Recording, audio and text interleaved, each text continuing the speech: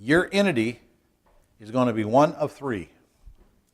It's going to be an LLC, it's going to be an S, or it's going to be a C.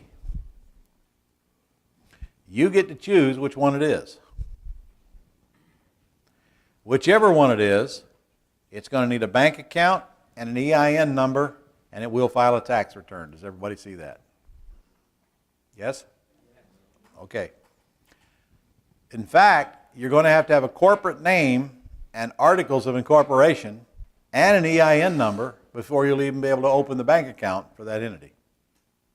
So you file for the corporate name first, which you can do right on any state's website. Give them a name, have a backup name ready and a backup name behind that. If that name's available, whenever they're ready, sometimes immediately, they'll approve your corporate name. When they approve your corporate name, you can start using that name. Now, you can file for an EIN number right there, or you can get your accountant to do it for you. Or you can pick up the phone and call companies like Company Corporation or Business Filings or many others and do the exact same thing over the telephone. They'll go on the site, fill in the blanks for you, charge you probably $150 for their service, plus whatever the state fee is for opening that corporation. And you can tell them to file for an EIN number for you. Any one of those. Or, of course, you can go to your attorney and give him $1,000 and let him do the same thing. You know what your attorney's going to do? He's going to tell his paralegal to open you up an LLC. She's going to go on the state site, fill in the same blanks. It's up to you. If you think you need an attorney to fill in the blanks for you, go for it. They love your business. Now, to determine which of these entities you're going to use, you need to understand why you would make said choice. So, I have a lesson on this on your Go Club site, just so you'll know. It's LLC versus C Corp.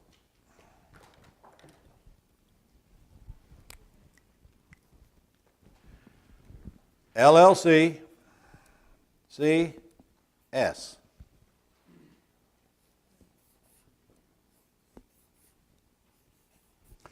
In an LLC and an S, your corporate year ends 12/31, you have no choice. In a C, it ends whenever you say it ends. Let's call it January 31st. Whoop. January 31st. All right. In an LLC, all income flows through to the owners. In an S, all the income flows through to the owners. That means if you make a profit in either one of these entities, whether it stays in this bank account or not, the net profit gets reported on your personal income tax through a K-1, and you will pay taxes on it as an individual in whatever tax bracket you are in. The C is not a flow-through. The C has nothing to do with you, except you might own its stock. It's a self-contained entity. It has its own tax return, as is both of these do. But there's no K-1 going on your personal tax returns. Whatever happens in the C does not get reported on your tax return. If this entity makes a profit, it pays profits as its own entity and maybe a state income tax if applicable. Some states have it, some states don't. You need to know what this income tax bracket is here before you get whacked. And in fact, I may or may not have it here, but in a C, the first $25,000 gets taxed at 15%. That's $25,000 net operating income. Is that good? That's very good, because that's cheaper than you're going to get taxed. The second $25,000 gets taxed at 25%. I'm sorry, the first 50 is at 15, then the next 25 is at 25, and And from there, it goes up. I don't have the chart here, but from there, it goes up all the way to 39.5%. So if your C makes much money, you're going to get killed on taxes. Understand that?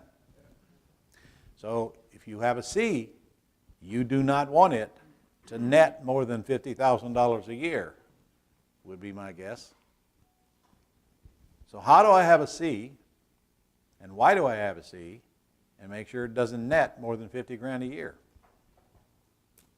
The answer is, if you find out, if this happens to be your operating entity, and you find out that you're going to net $200,000 here because it is in the middle of January and you had your accountant take a look. By the way, should you look in January or February? If you're looking in February, the barn's on fire, a horse has already left, right? But if you look in January and you see you're about to wind up with a $200,000 profit here, then immediately you need to know that this money has got to come out of here and go to you, because if it stays here, it's going to get taxed at 40+%. If it goes to you, it might get taxed at a lower rate if you're in a lower rate. And in a minute, you'll see why you can and should be in a lower rate. Now, you cannot or should not take money out of this C as a dividend.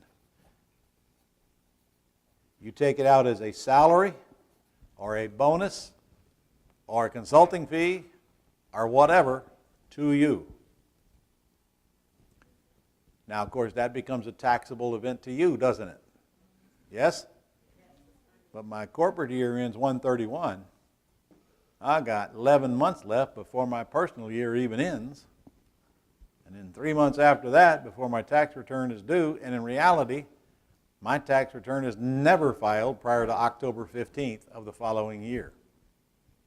But I got till the end of this year to figure out how to lower my income taxes on that money I took out of this C in January of the year.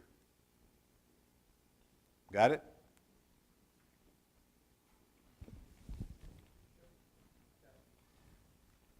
All right.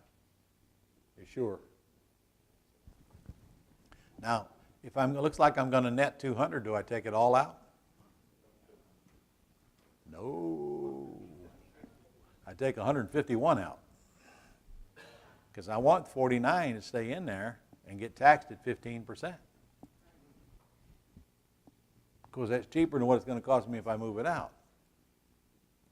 Now, that is assuming that I don't have a whole bunch of personal losses, isn't it? If I have a whole bunch of personal losses and it doesn't look like I'm going to pay any income taxes personally, now do I want to move it all out? Well, why would I pay 15% when I can pay 0%? So I have to have a clue where I stand at the end of this corporate year to determine whether I want to take it all or just below 51. So now you're with me so far, right? Okay. Hold on. So I got flow through here and there's nothing I can do about it. But here I can do something about it. And I'll tell you, my flipper entity is a C, not an LLC like you hear everybody say. And my flipper entity is a C for this reason right here. I don't want that income to flow through to me personally. I don't want it reported on my tax returns. I want the chance to reduce those taxes by making the move I just described to you. Because remember, this is the entity that's buying and selling houses. This thing can make a boatload of money. Geez, I made 71 grand this week. Look at the taxes. Sucks. Now, of course, if my personal tax bracket and my C tax bracket is the same, it doesn't make much difference where I leave it, does it? One exception. Most states don't have a personal income tax. So if I leave it here, I got 5.5% to pay to Florida, period. Even if I got enough write-offs, I still got to pay that to Florida. Well, actually I don't do. If my net profit is 0, of course, because I got write-offs, then I don't have to pay it to Florida. But you're not going to get write-offs here. You're going to get write-offs, but not like you do over here in your keeper any because you don't get depreciation here. You understand that? You don't get depreciation. That means you're going to be pretty much taxed on whatever's left after you take in all the money and pay out all the bills. The rest of it you're going to get taxed on.